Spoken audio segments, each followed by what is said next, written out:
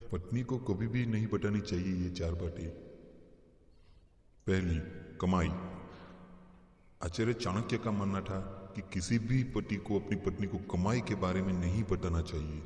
उनका मानना था कि महिलाओं को अगर अपने पति की कमाई के बारे में पता चल जाता है तो उन्हें खर्च करने पर रोक लगाने लगती है। कई बार तो वह उनके जरूरी खर्च करने से भी रोकती है। दूसरी बात, कमजोरी।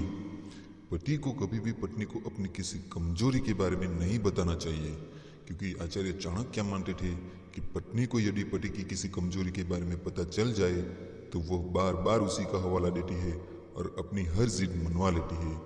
अपनी सबसे बड़ी कमजोरी को पति को अपनी पत्नी से संवेद छिपा कर रखना चाहिए। तीसरी, अपमान।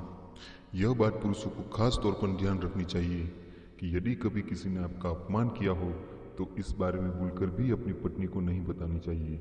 महिलाओं के बारे में ऐसा माना जाता है कि कभी जीवन में पति से कहा सुनी होने पर या फिर कोई बुरा वक्त आने पर महिलाएं पति को उस अपमान की बात याद दिलाकर भला बुरा बोल सकती है। नंबर 4, वैसे तो शास्त्रों में ऐसा बताया गया है कि यदि आप दान करते हो तो वो इतना गुप्त होना चाहिए कि अगर अपने दाएं हाथ से करते हो तो अपने बाएं हाथ को इसकी खबर नहीं लगनी चाहिए। इसी प्रकार जब आप दान करें या फिर किसी की आर्थिक रूप से मदद करें तो इस बारे में अपनी पत्नी को बिल्कुल भी न बताएं। संभव है कि भविष्य में वो आपको ऐसा करने पर रोक लगा सकती है। तो ये रही चार बातें।